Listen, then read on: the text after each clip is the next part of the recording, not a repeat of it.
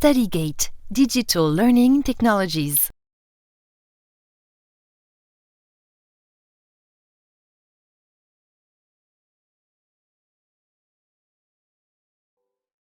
Maintenant, on va parler des lacunes, ou ce qu'on appelle les petits infarctus profonds.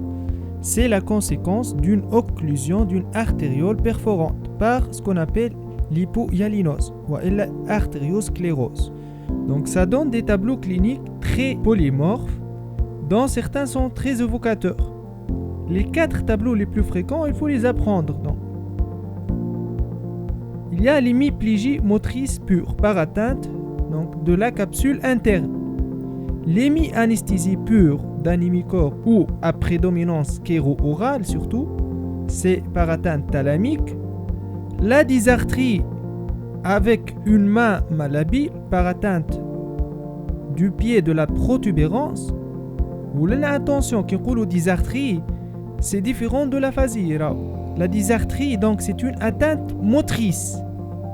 Et puis, hémiparésie avec hémitaxie par atteinte de la substance blanche hémisphérique. Ces les 4 tableaux les plus fréquents.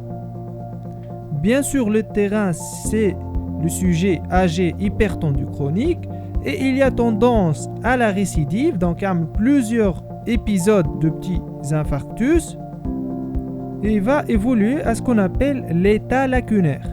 L'état lacunaire, donc, ça peut évoluer vers un syndrome pseudo-bulbaire, donc des troubles de la déglutition, des troubles de la phonation, une voix nasonnée, des rires et pleurs spasmodiques, une marche à petits pas, des troubles sphinctériens, ou peut même évoluer vers une détérioration des fonctions cognitives. C'est ce qu'on appelle la démence vasculaire.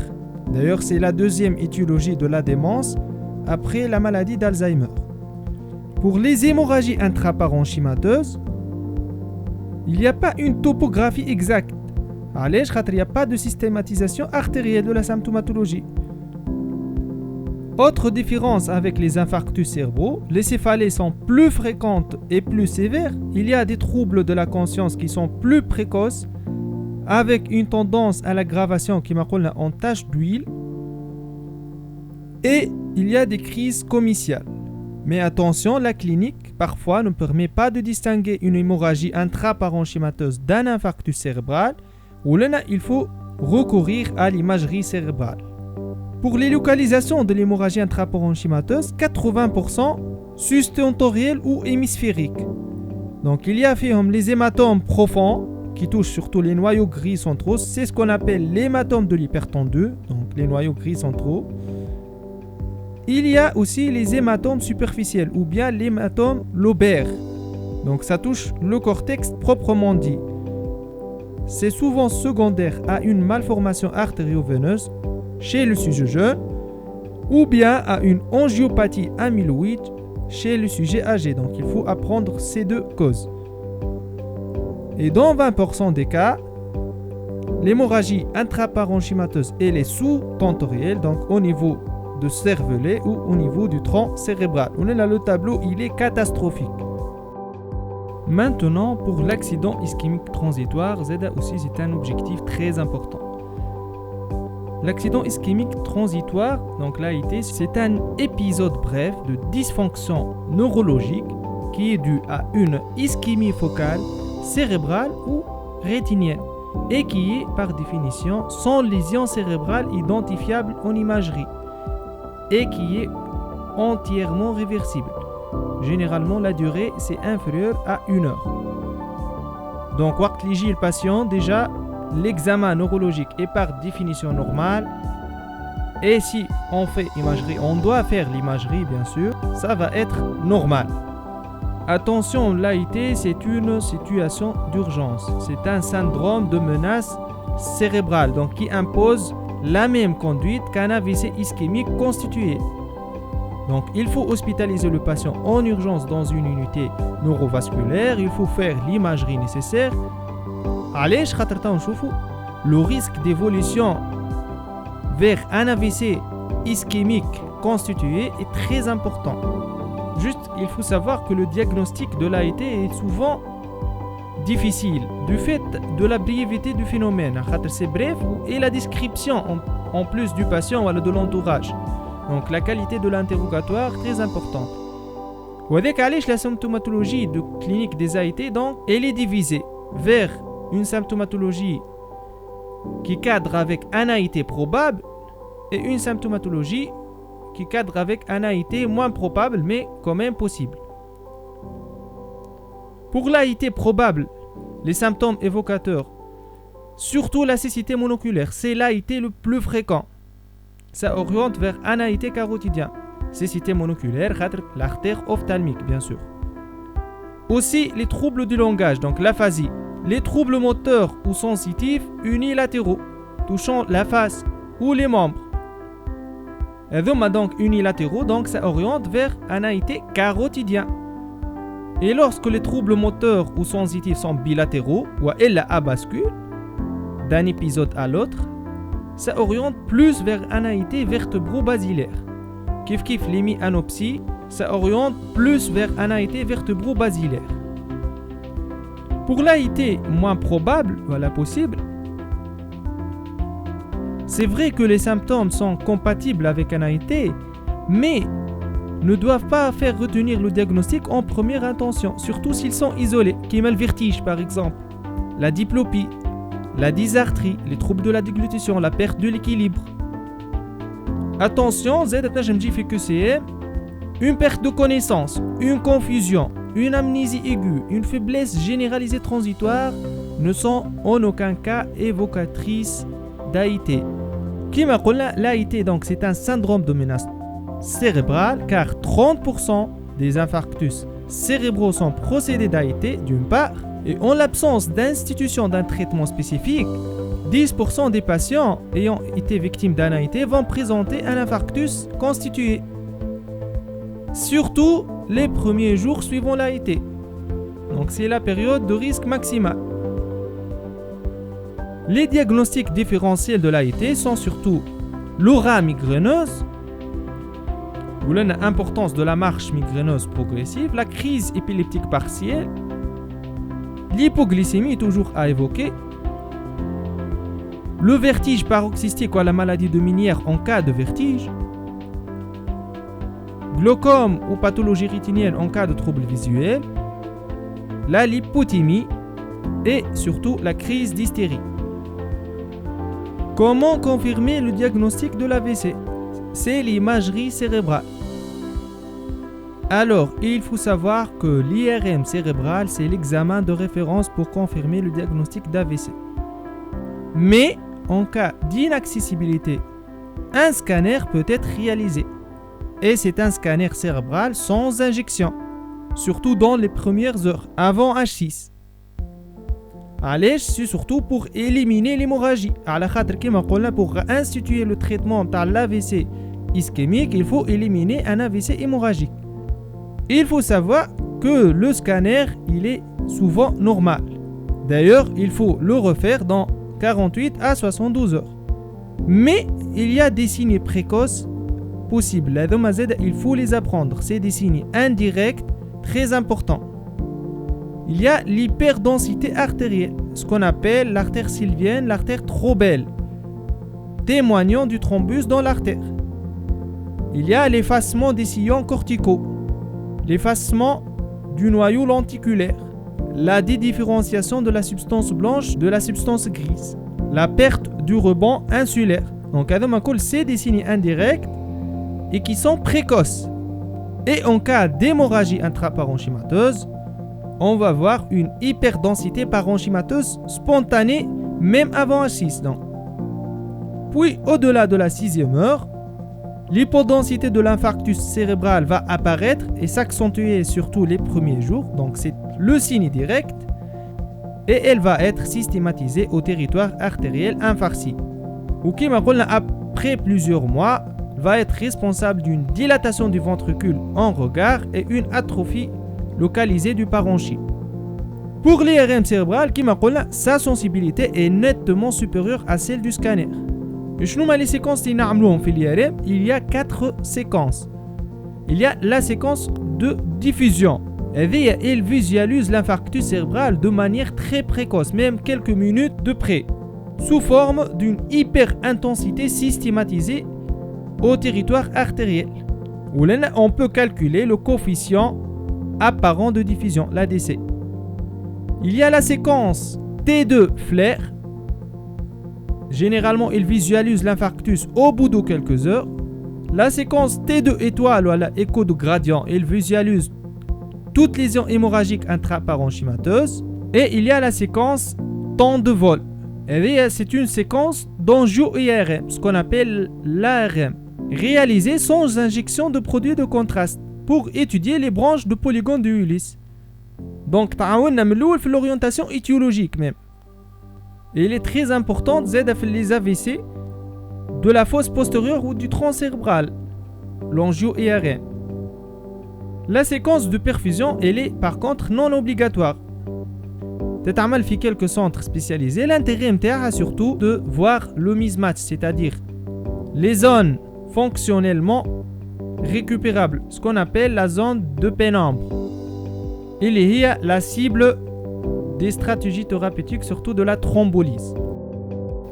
Pour les étiologies des AVC, alors l'AVC ischémique, bien sûr qu'on dit AVC ischémique, c'est-à-dire soit l'accident ischémique transitoire, soit l'AVC déjà constitué, c'est les mêmes causes. La cause la plus fréquente, c'est l'athérosclérose, environ 30%, plus fréquente surtout chez les sujets âgés. En faveur de diagnostic, surtout la présence de facteurs de risque vasculaire, la présence d'une sténose supérieure à 50% d'une artère en amont de l'infarctus. L'athérosclérose, ça peut conduire à un infarctus cérébral par différents mécanismes. Et le mécanisme le plus fréquent, c'est un mécanisme thromboembolique. C'est-à-dire, il y a un thrombus sur plaque en amont.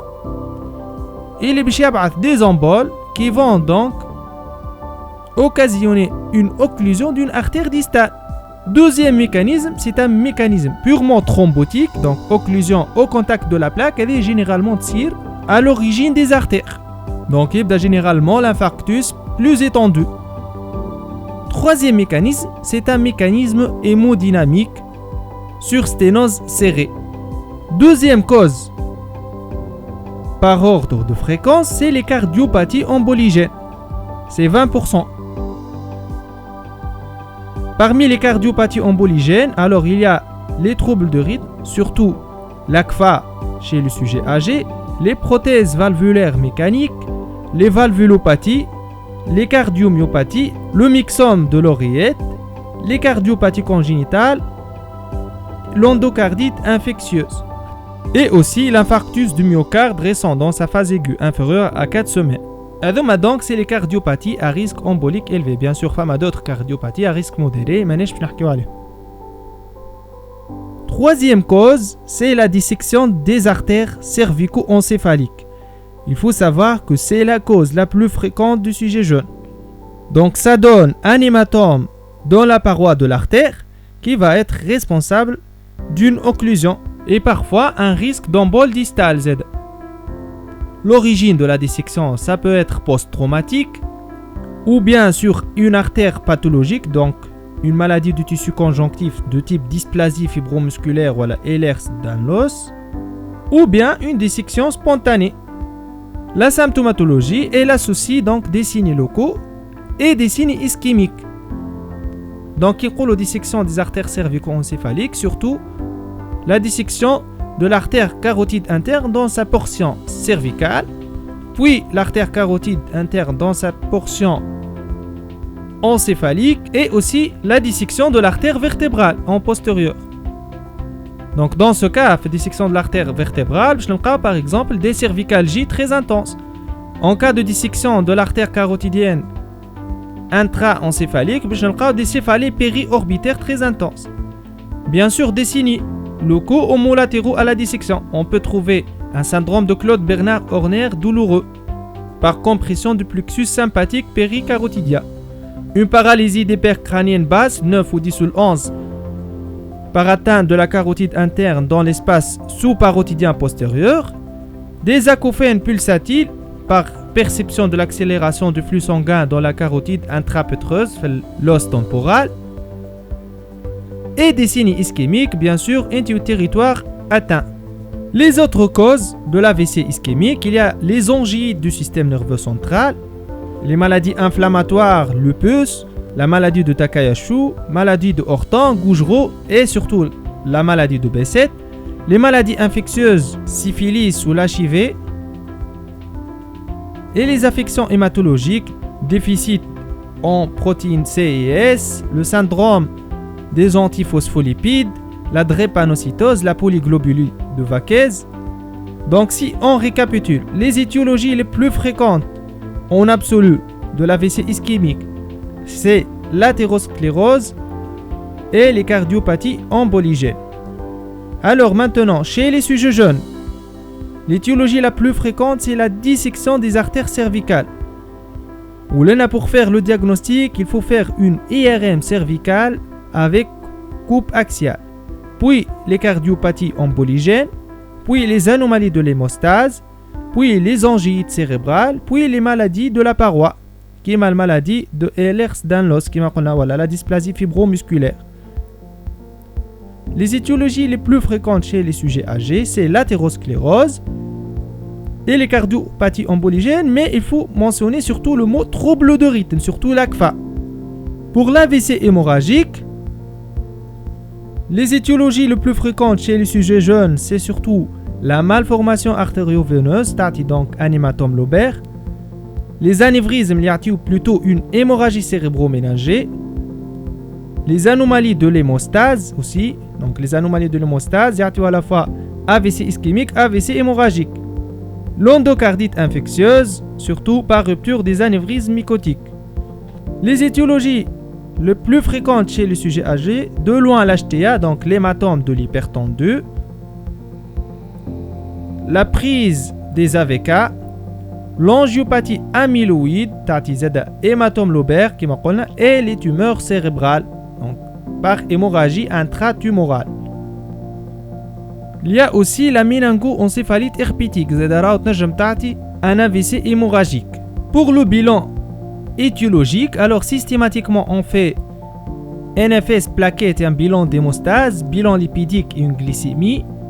On fait l'ECG, l'écho cardiaque et un holter rythmique de 24 heures avec pour les cardiopathies emboligènes surtout, l'écho Doppler du tronc supra-aortique, surtout pour l'athérosclérose. Ou bien sûr, il y a d'autres examens en fonction de l'orientation étiologique, mahomj constant, qui met un bilan d'hémostase spécialisé, un bilan de vascularite, etc. Pour la prise en charge thérapeutique, il faut hospitaliser les malades dans une unité neurovasculaire. Il y a des mesures générales à observer. Donc il faut une position proclive. Donc la tête elle est redressée à 30 degrés du lit. Il faut faire attention aux troubles de la déglutition. Donc à rechercher systématiquement car il y a risque de pneumopathie de déglutition. Et en leur présence, on doit suspendre l'alimentation orale et donc mettre une sonde nasogastrique. Il faut mettre les éléments de surveillance, la fréquence cardiaque, la tension artérielle, la fréquence respiratoire, la saturation, la température et le dextro. Pour la pression artérielle, attention, il faut respecter la poussée tensionnelle au cours de l'AVC. À la khater, c'est indispensable au maintien d'un débit sanguin cérébral suffisant. Surtout pour l'AVC ischémique. À la khater, si on baisse la tension artérielle, il y a un risque de nécrose de la zone de pénombre. Donc, en phase aiguë, on ne traite qu'en cas de chiffre tensionnel très élevé. Pour l'AVC ischémique, par exemple, on ne traite que si la pression artérielle, elle dépasse 22,12. Et si on va envisager une thrombolyse, yahbat seuil, on ne traite que si la tension artérielle dépasse 18,5-11. Et pour l'AVC hémorragique, on traite à partir d'une pression artérielle systolique supérieure à 14. Et si on va baisser la tension artérielle, il faut la diminuer en 1 heure. À la khater, ça réduit la croissance de l'hémorragie. Donc c'est une urgence hypertensive. Pour la fréquence cardiaque, il faut rechercher les troubles de rythme. Il faut lutter contre l'hypoxie et l'hypercapnie. lutter contre l'hyperthermie à partir de 37,5 nature le paracétamol, maintenir une saturation en oxygène supérieure à 95%, aspirer en cas d'encombrement bronchique. Pour la glycémie, lutter contre à la fois l'hyperglycémie et l'hypoglycémie. Donc, sérum glucosé si glycémie inférieure à 0,5 et insulinothérapie si glycémie supérieure à 1,8. Perfuser si besoin et maintenant le nursing. Donc, la prévention des escarres, la prévention des complications systémiques telles que l'ulcère gastrique, donc nature IPP à dose prophylactique. Les complications thromboemboliques, généralement les HPPM débutent à J2 avec les bas de contention ou bien sûr la kinésithérapie motrice précoce pour éviter les limitations articulaires et les attitudes vicieuses. T'as une question très importante, la thrombolyse en cas d'infarctus cérébral. Alors, femme a des critères d'inclusion et des critères d'exclusion. Donc, la durée. Donc, les durée, c'est inférieur à 4h30 pour faire une thrombolyse intraveineuse en cas d'AVC ischémique. Il faut que le diagnostic d'AVC soit retenu sur des critères cliniques et radiologiques. Donc, les le scanner, surtout pour éliminer l'AVC hémorragique. Sinon, on a thrombolyse. Les contre-indications, l'âge supérieur à 80 ans, un déficit neurologique mineur, ou un rapport bénéfice-risque, bien sûr, une hémorragie intracérébrale sur le scanner, l'antécédent d'AVC, des convulsions à l'installation de l'AVC, dans ce cas on craint la transformation hémorragique, la prise d'AVK si INR supérieur à 1,7, la grossesse, une hypertension supérieure à 18,5-10, non abaissée par le loxène IV, les antécédents d'IDM ou traumatisme crânien dans les 3 derniers mois et l'antécédent d'une chirurgie ou traumatisme grave durant les 2 dernières semaines. La technique, c'est surtout l'actylyse, donc RTPA en IV, 0,9 mg kg, dose maximale 90 mg, bolus donc pendant la première minute native 10% de la dose, puis pousse seringue électrique pendant 1 heure, 90% de la dose. Il y a aussi la thrombolyse intra-artérielle, surtout les AVC de la circulation postérieure, vertébro-basilaire. Waqt donc durée tous 6 heures. On peut attendre jusqu'à 6 heures. Attention, toute aggravation après thrombolyse, le diagnostic, c'est une transformation hémorragique de l'AVC ischémique. Maintenant, pour les traitements antithrombotiques. Si on va thrombolyser, نبداهم après 24 heures de la thrombolyse. Sinon, نبداهم mais le premier jour. Les molécules, donc surtout l'aspirine, 160 à 300 mg par jour, bien sûr Péros, ou bien le Plavix, 75 mg, c'est contre-indication à l'aspirine. Pour les HBPM à dose isocoagulante, donc pour prévention de risque thromboembolique veineux, généralement on est après 24 heures. Pour les HBPM à dose hypocoagulante, elles sont discutées au cas par cas dans quelques situations, surtout quand une femme a cardiopathie emboligène à haut risque. Voilà une dissection des troncs supra-aortiques. Donc, c'est le traitement étiologique, l'HBPM. On a un chevauchement pour introduire le syntron, les AVK. Pour le traitement de convulsions, alors, quand une femme a une crise inférieure à 7 jours, c'est généralement une crise symptomatique. Donc, on traite que la crise par benzo-IV. Mais, s'il y a une crise après le 7e jour, c'est une épilepsie. Donc, qui justifie un traitement de fond. C'est l'épilepsie vasculaire. On a un traitement de fond. Dépakine généralisé, Tegretol partiel. Pour la prévention de l'AVC, donc la prévention primaire, c'est très important. Donc il faut lutter contre l'athérosclérose surtout. Plus important, c'est la prévention secondaire des AVC ischémiques. Donc il faut prendre en charge les facteurs de risque vasculaires. L'hypertension artérielle surtout, le facteur de risque majeur. Donc il faut donner surtout les IUC et les thiazidiques, c'est les associations de première intention. Il faut traiter le diabète, donc avec un objectif d'hémoglobine glyquée inférieur à 6,5. Il faut traiter une hypercholestérolémie avec un objectif LDL inférieur à 1. Donc c'est la prévention secondaire, donner des statines surtout. Le traitement par anti-agrégant plaquettaire à vie, qui est l'aspirine. le clopidogrel ou les associations type dipyridamol aspirine. Pour les cardiopathies emboligènes, le traitement de référence c'est les AVK, donc il faut donner les AVK, bien sûr en s'aidant du score Schatz-Vasc 2 et de risque hémorragique.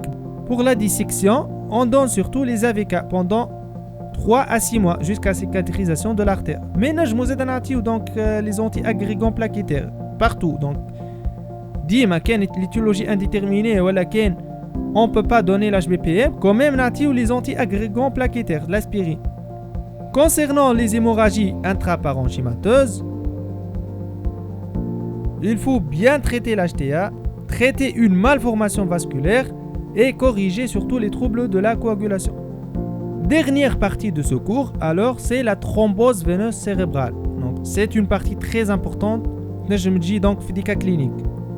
Donc, cliniquement, la thrombose veineuse cérébrale, c'est surtout la triade céphalée, crise d'épilepsie et un déficit neurologique focal. Sachant qu'il y a un grand polymorphisme.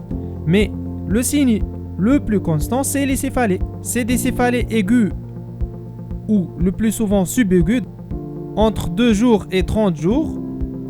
Les crises comitiales, c'est des crises partielles ou généralisées, surtout des crises motrices bravé-jacksoniennes en cas de thrombose du sinus sagittal supérieur. Donc c'est dans ce cas des crises motrices bravé-jacksoniennes rurales. Les déficits neurologiques focaux sont très variables. Juste remarque, il faut savoir que l'atteinte des sinus isolés, elle est très rare. Ça donne uniquement un syndrome d'HTIC, pas de crise d'épileptique ni déficit. Seulement s'il y a extension à une veine corticale, qu'il y aura donc des crises comitiales et déficits neurologiques focaux. La topographie la plus fréquente, c'est la thrombose du sinus sagittal supérieur. Donc ça donne tableau d'HTIC, un déficit moteur sensitif et des crises épileptiques motrices qui m'appellent un type bravé-jacksonien. Notion très importante, les signes prédominent généralement aux membres inférieurs.